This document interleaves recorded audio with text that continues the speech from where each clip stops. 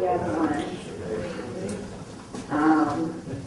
As Martine said, my name is Kameisha Jerae Hodge. I just published a collection of poetry in my book entitled Atlas of Consciousness.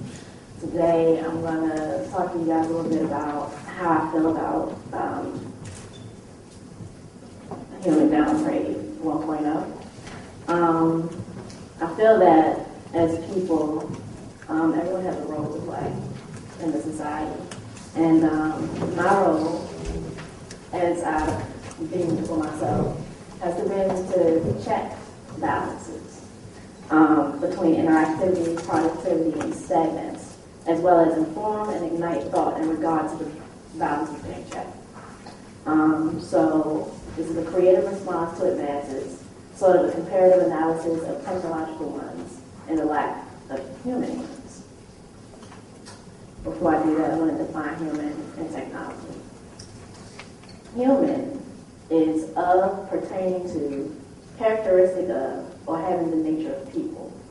So when people say to feel is human, to feel is animal, to touch is human, animals touch too. Humans are animals. Technology is the branch of knowledge that deals with the creation and use of technical means and their interrelation with life, society, and the environment, drawing upon such subjects as industrial arts, engineering, applied sciences, and pure sciences. So I want you guys to pick up on the wordplay that I use. I want you guys to pay attention. And before I begin, I would like for you all to close your eyes. Once upon a time, humans lived in a world where music included clothed dancers. Dancing was indicative of life, and life had no technological boundaries. Like, we didn't have to work hard to find products untouched by chemical harm, and breathing delivered mail didn't scare you with threats of anthrax or SARS. People came to grips with steering themselves with not only high-geared thoughts of utopias, but also full drive unmarred by aesthetic attractions and distractions, or police brutality.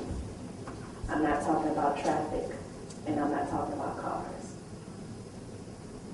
Instead of troubleshooting, it bothers me that people who have trouble shooting are the ones who get bullets sprayed across their bodies like an urbanite subway, or better yet, like gasoline on crosses.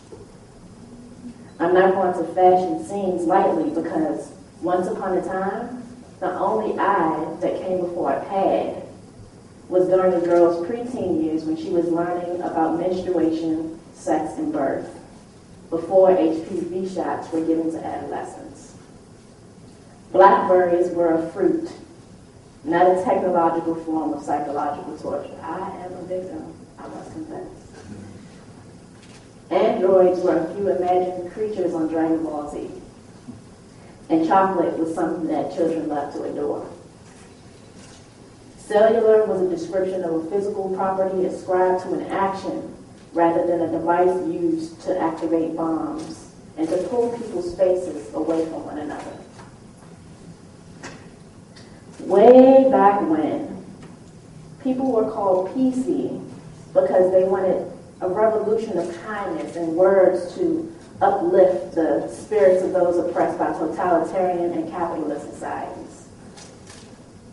They were PC as a form of newly found resistance, not because they were outdated or seemed to be slower than the times in which they existed. I'm neither a Mac or a PC. I'm a human being. And my ears caught word of potential power struggles and forced my hands to create what has destroyed countless women, children, and men through nuclear warheads, guns, and machetes. I discriminate because in my heart I'm that insecure, so I strategically put in place gender roles and promote a white supremacist patriarchal society. I tell the most threatening people that can promote change that they have no place in this world. And I do it with pride. My eyes foresaw the entire world bowing before me, greed encompassing my vision, making it into a tunnel with no light at the end. So my feet marched into civilizations that colonized, imperialized, and justified enslavement through religion. I have the soul of a misogynistic conqueror because I believe myself to be the most advanced animal on the planet. Yet I refuse to make world peace with the reality, to end poverty, to save lives of those who need malaria vaccines, though they do exist, to help countries who have resisted America's iron fist, to be humane. Once upon a time, I was human, and technology was a thing of the past. I want you to open your eyes. I want you to let that marinate. Think about how you interact with people and how often you interact with technology.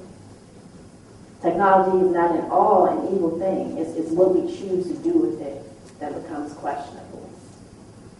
Humans should be progressive, just like the things that we create.